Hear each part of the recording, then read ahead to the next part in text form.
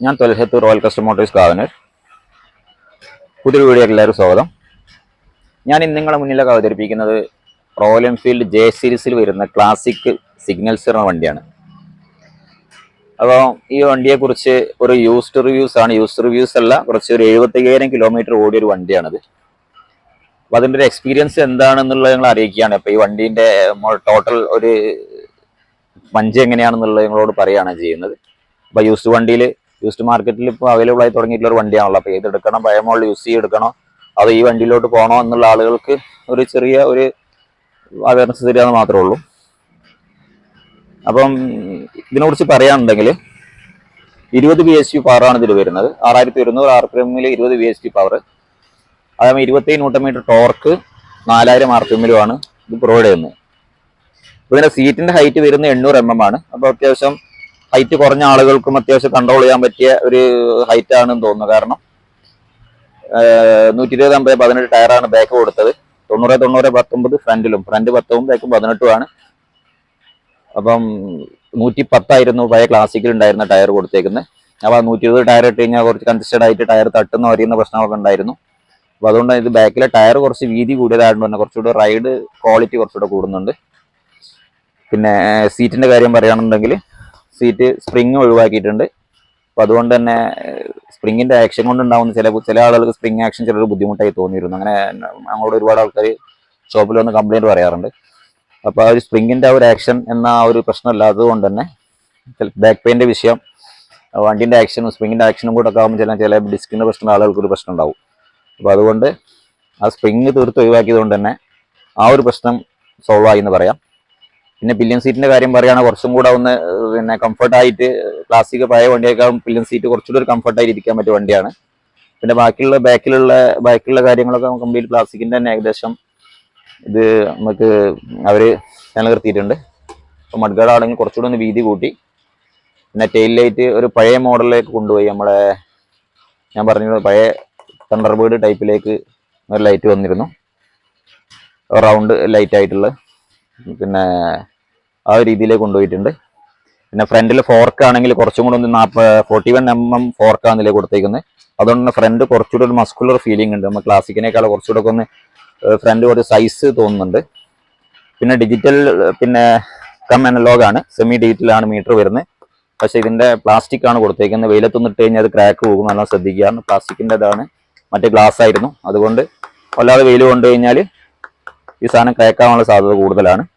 പിന്നെ സ്വിച്ചിൻ്റെ കാര്യം rotary സ്വിച്ചാണ്, self അടിക്കാനൊക്കെ റോട്ടറി സ്വിച്ചാണ്. അതൊക്കെ കുറച്ച് ക്വാളിറ്റി, നല്ല രീതിയിൽ തന്നെ ക്വാളിറ്റി, ഒരു ക്യൂട്ടായിട്ടൊരു ഡിസൈനാണ്. സ്വിച്ചിൻ്റെ കാര്യത്തിലാണെങ്കിൽ, ഹാൻഡിൽ മറ്റേ ഗ്രിപ്പിൻ്റെ കാര്യത്തിലാണെങ്കിലും, ഇപ്പം ഡിസ്കിൻ്റെ പിന്നെ കാര്യത്തിലാണെങ്കിലും, അതിൻ്റെ ലിവറിൻ്റെ കാര്യത്തിലാണ് ക്യൂട്ടായിട്ട് ഡിസൈൻ ചെയ്തിട്ടുണ്ട്.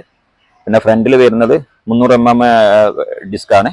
അത് ഡബിൾ പിസ്റ്റൺ വൈബറിൻ്റെ കൊടുത്തിട്ടുണ്ട്. BS6-ൽ പിന്നെ ഒരുപാട് പ്രശ്നം ഉണ്ടായിരുന്നു ഈ എൻഡുറൻസ് കൊടുത്തതിന് ശേഷം. എൻഡുറൻസ് കൊടുത്തിട്ട് കംപ്ലയിൻസ് ആയിരുന്നു. എൻഡുറൻസ് പറഞ്ഞാൽ ഡിസ്ക് പിന്നെ കാലിപ്പർ സ്ഥിരം കംപ്ലൈൻ്റ് ആണ്. അത് ഹാർലി ഡേവിഡ്സൺ സ്ട്രീറ്റിന് അതേമാതിരി എൻട്രൻസ് കൊടുത്തിരുന്നു. അത് ഒരുപാട് പ്രശ്നങ്ങളുണ്ടായിരുന്നു. അപ്പോൾ എൻട്രൻസ് എന്ന ഇത് സത്യത്തിൽ ഒരുപാട് കംപ്ലയിൻസ് വന്നിട്ടുള്ള ഒരു ഡിസ്കിൻ്റെ ഒരു കാലിപ്പർ സിസ്റ്റമാണ്. നമുക്ക് കൂടുതൽ കംപ്ലയിൻസ് വരുന്ന എൻട്രൻസിന് ബ്രാൻഡിന് കുറ്റം പറയല്ല ചെയ്യുന്ന, ഒരുപാട് കംപ്ലയിൻസ് വന്നിട്ടുണ്ട്. അതേമാതിരി ബാക്കിലും വൈബർ തന്നെയാണ്, സിംഗിൾ പിസ്റ്റനാണ്. 270 mm ആണ് വരുന്നത് ബാക്ക്. അപ്പം പിന്നെ 13 ലിറ്ററിൻ്റെ ടാങ്കാണ് വരുന്നത്. 35 കിലോമീറ്റർ ആണ് ഇതിന് മൈലേജ് നമുക്ക് പ്രതീക്ഷയാവും. Maximum 35 kilometre പ്രതീക്ഷയാവും.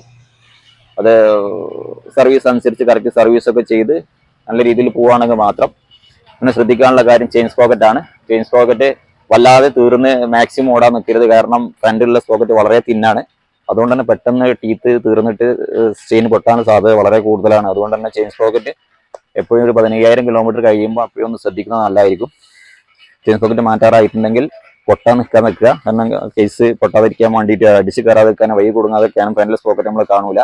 അതല്ലെങ്കിൽ ചെയിൻ സ്പോക്കറ്റ് മാറ്റാറായോ എന്നുള്ളത് ഫ്രണ്ടിലെ കവറൊന്ന് അയച്ചിട്ട് വർക്ക്ഷോപ്പിൽ പറയാം, ഒന്ന് ചെക്ക് ചെയ്യുന്നത് നന്നായിരിക്കും. കാരണം കുറച്ച് കഴിഞ്ഞ് കഴിഞ്ഞാൽ ആ സാധനം പൊട്ടും, അതൊരു വസ്തുതയാണ്.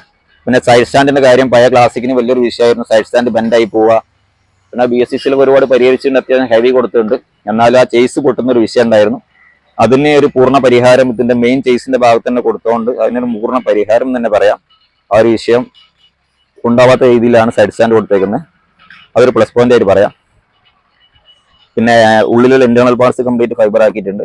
അതുകൊണ്ട് തന്നെ ആ ഒരു കാര്യത്തിൽ തുരുമ്പ് പിടിക്കുന്നുള്ള പേടിയൊന്നും വേണ്ട. ആ ടൂൾ ബോക്സ് പിന്നെ തുരുമ്പ് പിടിച്ചിട്ട് പൊട്ടി ചാടി പോകുന്ന പ്രശ്നങ്ങളൊക്കെ ഉണ്ടായിട്ടുണ്ടായിരുന്നു. ആ ഒരു വിഷയത്തിൽ നിന്ന് പൂർണ്ണ പരിഹാരം എന്ന് പറയാം. പിന്നെ തുരുമ്പ് കാര്യങ്ങൾ ഈ ഷോക്കിന്റെ സ്പ്രിങ്ങിന് തുരുമ്പ് പിടിക്കുന്ന ഒരു വിഷയം കൂടുതലായിട്ട് കണ്ടുവരുന്നുണ്ട് ഈ ഒരു കാറ്റഗറിയിൽ. അത് കുറച്ചൊരു ക്വാളിറ്റി കുറവാണെന്ന് തന്നെ പറയാട്ടെ. ഈ ഷോക്കിന്റെ സ്പ്രിങ് തുരുമ്പ് പിടിക്കുന്ന കൂടുതലായിട്ട് നമുക്കൊരു കംപ്ലൈൻസ് കിട്ടിയിട്ടുണ്ട്. പിന്നെ അതൊരു മൈനസ് തന്നെയാണ്. പിന്നെ ബാക്കിയുള്ള കോമ്പാർട്സ് ഒന്നും വല്ലാതെ ഉള്ളാത്തത് കൊണ്ട് തുരുമ്പിന്റെ കാര്യങ്ങളൊന്നും വല്ലാതൊരു വിഷയം ഈ ഒരു കാറ്റഗറിയിൽ വരുന്നില്ല. പിന്നെ ഹെഡ്ലൈറ്റ് ആണെങ്കിലും അത്യാവശ്യം നല്ല പ്രകാശം നൽകുന്ന ഹെഡ്ലൈറ്റ് ആണ്. റിഫ്ലക്ടർ ടൈപ്പാണ് വരുന്നത്. പഴയ മോഡൽ പ്ലാസ്റ്റിക്കിൽ പഴയ വിന്റേജ് ഒരു ഓൾഡ് മോഡൽ ഒരു ടോസ്റ്റ് ലൈറ്റ് മാതിരിയുള്ള ലൈറ്റ് ആണ്. റിഫ്ലക്ടർ അല്ല, ഇത് മൾട്ടി റിഫ്ലക്ടർ ഹെഡ്ലൈറ്റ് ആണ് കൊടുത്തേക്കുന്നത്. അതുകൊണ്ട് തന്നെ അത്യാവശ്യം നല്ല ഹെഡ്ലൈറ്റ് ലൈറ്റ് നമുക്ക് പിന്നെ കിട്ടുന്നുണ്ട് ഓടിക്കാൻ. പിന്നെ അതേമാതിരി തന്നെ ഓടിക്കുമ്പോൾ ശ്രദ്ധിക്കാനുള്ള 50ന്റെ മുകളിൽ പോയാൽ മാത്രം 5ാമത്തെ ഗിയർ ഉപയോഗിക്കുക. അതല്ലെങ്കിൽ 4ാമത്തെ ഗിയറിൽ തന്നെ ഓടിക്കുക. ഈ 4ാമത്തെ ഗിയർ 4ാമത്തെ ഗിയറിൽ ഓടേണ്ട സ്പീഡിൽ നമ്മൾ 5th ഗിയർ ഇട്ട് ഓടുമ്പോൾ ചെയിൻ സ്പോക്കറ്റ് വല്ലാതെ കംപ്ലൈന്റ്, പിന്നെ ചെയിൻ സ്പോക്കറ്റ് ഇടിച്ച് പൊട്ടുന്നതൊക്കെ പ്രശ്നം, ലെങ്ത് വലിഞ്ഞു പോകുന്നതും ലിങ്ക് വലിഞ്ഞു പോകുന്നതും പിന്നെ ചെയിൻ സ്പോക്കറ്റ് പെട്ടെന്ന് വലിയാനുള്ള പിന്നെ ചെയിൻ പെട്ടെന്ന് വലിയാനുള്ള കാരണം അതാണ്. അതുകൊണ്ട് നിങ്ങളൊരു സ്പീഡ് മെയിൻറ്റെയിൻ ചെയ്ത് വണ്ടി ഓടിക്കുക. 50ന്റെ മുകളിൽ പോയാൽ മാത്രം 5ാമത്തെ ഗിയർ ഇടുക. അല്ലെങ്കിൽ 40 ഒക്കെ ആണെങ്കിൽ 4ാമത്തെ ഗിയറിൽ വന്നിട്ട് ഓടിക്കുക. അത് ശ്രദ്ധിക്കുക. പിന്നെ വേറെ പ്രത്യേകത എന്ന് പറഞ്ഞാൽ എനിക്ക് 5ാമത്തെ ഗിയറിൽ ഒരു 50, 40, 45, 45 വരെ ആയാലും അതേ ഗിയർ മാറ്റാതെ നമുക്ക് തിരിച്ച് വണ്ടി ഗ്രാജുവൽ എടുത്ത് പോകാൻ കഴിയുന്നുണ്ട്. പെട്ടെന്ന് എടുക്കാനില്ല, ഗ്രാജുവലി ആയിട്ട് നമുക്ക് കൊടുക്കുകയാണെങ്കിൽ വണ്ടി പിന്നെ ഗിയർ മാറ്റാതെ എടുത്ത് പോകാനൊക്കെ കഴിയുന്നുണ്ട്. പിന്നെ ഹൈറ്റ് കുറഞ്ഞ ആളുകൾക്കാണെങ്കിലും എൻ്റെ കുഴപ്പമില്ലാതെ ഫ്രീ ആയിട്ട് ഇരിക്കാൻ കഴിയുന്നുണ്ട്. കാലൊക്കെ നിലത്ത് ശരിക്ക് ഇരുന്ന് പിന്നെ കാല് ശരിക്കും പിന്നെ നിലത്ത് വെക്കാൻ പറ്റുന്നുണ്ട്. അതായത് നിങ്ങൾ വണ്ടി എടുക്കുകയാണെങ്കിൽ വണ്ടി ഷോറൂമിൽ നിന്ന് ടെസ്റ്റ് ഡ്രൈവ് എടുത്തിട്ട് നിങ്ങൾ കാല് ശരിക്കും ഇതേമാതിരി നിൽക്കാൻ പറ്റുമോ നോക്കുക. കാരണം ഹെവി വെയിറ്റ് 195 കിലോ ആണ് ഇതിന്റെ വണ്ടിന്റെ വെയിറ്റ് വരുന്നത്. അപ്പൊ അതുകൊണ്ട് തന്നെ നമുക്ക് എന്തായാലും വണ്ടി താങ്ങേണ്ടി വരുമല്ലോ ചെയ്യുമ്പോഴെങ്കിലും. അപ്പൊ ഇങ്ങനെയൊക്കെ നിൽക്കുന്ന സമയത്താണെങ്കിൽ അവർക്ക് ഭയങ്കര ബുദ്ധിമുട്ടായിരിക്കും. അതുകൊണ്ട് നിങ്ങളെ ഹൈറ്റുമായിട്ട് മെറ്റിയോർ ഇതുവരെ നോക്കുക. നിങ്ങളെ ഹൈറ്റ് ഏതാണോ ഏറ്റവും കംഫർട്ടബിൾ ആയിട്ടുള്ളത് ആ വണ്ടി എടുക്കുക. കാരണം അതല്ലാതെ നമ്മൾ ഇങ്ങനെയൊക്കെ എടുക്കുന്ന വണ്ടിയാണെങ്കിൽ വണ്ടി വീഴുന്ന സമയത്ത് കൂടുതലായിട്ട് അപകടം പറ്റാൻ സാധ്യത കൂടുതലാണ്. പിന്നെ ഹാൻഡിൽ ബാറിന്റെ കാര്യമാണെങ്കിൽ അത്യാവശ്യം കുഴപ്പമില്ല, കംഫർട്ടായിട്ട് തന്നെ ഡ്രൈവ് ചെയ്യാൻ പറ്റുന്നുണ്ട്. ക്രൂസർ വണ്ടിയല്ല, ക്രൂസറാണ് ഉദ്ദേശിക്കുന്നതെങ്കിൽ ക്രൂസർ ടൈപ്പാണ് ഉദ്ദേശിക്കുന്നതെങ്കിൽ മെറ്റിയോർ എടുക്കുക. പിന്നെ ഇത്രയാണ് ഈ ഒരു വണ്ടിയുടെ കാര്യത്തിൽ എനിക്ക് പറയാനുള്ളത്. ഫസ്റ്റ് മാർക്കറ്റിൽ അവൈലബിൾ ആയിട്ടുള്ള വണ്ടിയാണ്. അപ്പം പഴയ ക്ലാസിക്കുമായിട്ട് നമ്മൾ കമ്പയർ ചെയ്ത് പറയുമ്പോൾ ഒരു ബുള്ളറ്റ് ഓടിക്കുക എന്നുള്ളൊരു പഞ്ചാണ് നിങ്ങൾ ആഗ്രഹിക്കണമെങ്കിൽ ഗോ ടു UC എഞ്ചിനെ പറയുള്ളൂ. കാരണം UC എഞ്ചിൻ പിന്നെ CI എഞ്ചിൻ പൂർണ്ണമായിട്ടും പിന്നെ മാർക്കറ്റിൽ ഇല്ലാത്തതുകൊണ്ട്, അതെല്ലാം റയർ ആയതുകൊണ്ട് തന്നെ UC എഞ്ചിൻ നല്ലൊരു വണ്ടിയാണെങ്കിൽ നിങ്ങൾക്ക് ബുള്ളറ്റ് ഓടിക്കുന്ന ഫീൽ കിട്ടും. പക്ഷെ കുറച്ചൊരു വൈബ്രേഷൻ ഉണ്ടാവും. അതല്ല റീഫൈൻഡ് ആയിട്ട് എനിക്ക് വൈബ്രേഷൻ ഒന്നും പറ്റില്ല, എനിക്ക് സ്മൂത്ത് ആയിട്ട് പിന്നെ റൈഡ് ചെയ്യണം എന്ന് ആഗ്രഹിക്കുന്ന ആളുകൾക്ക് J സീരീസിലേക്ക് പോകാം. Completely smooth engine, Royal Enfield നിങ്ങൾക്കായിട്ട് ഇപ്പോഴത്തെ ജനറേഷൻ എന്താണോ ആഗ്രഹിച്ചത്, പിന്നെ ഏറ്റവും കൂടുതൽ കേട്ടിട്ടുള്ള ഈ വൈബ്രേഷന്റെ പേരിലാണ്. അപ്പൊ അതൊന്നും ഇല്ലാത്തൊരു വണ്ടി അവതരിപ്പിച്ചിരിക്കുന്നു. പിന്നെ റോയൽ എൻഫീൽഡിന്റെ പഞ്ച് വേണം എന്ന് ആഗ്രഹിക്കുന്നവർക്ക് എന്തായാലും അവർ എക്സസ് മാറ്റിയില്ലെങ്കിൽ കൂടി റോയൽ എൻഫീൽഡിന്റെ പഞ്ചിൽ ഓടിക്കണം എന്ന് ആഗ്രഹിക്കുന്നവർക്ക് UC എഞ്ചിനിലേക്ക് പോകാം. കാരണം ട്രഡീഷണൽ എഞ്ചിന്റെ ഒരു ലാസ്റ്റ് വേർഷൻ ആണ് UC എഞ്ചിൻ.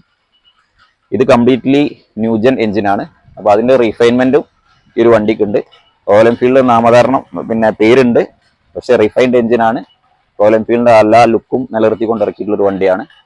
അപ്പൊ ഏത് വേണം എന്നുള്ളത് നിങ്ങൾക്ക് തീരുമാനിക്കാം. ഇതാണ് അടുത്ത വീഡിയോ കാണാം. Thanks for watching.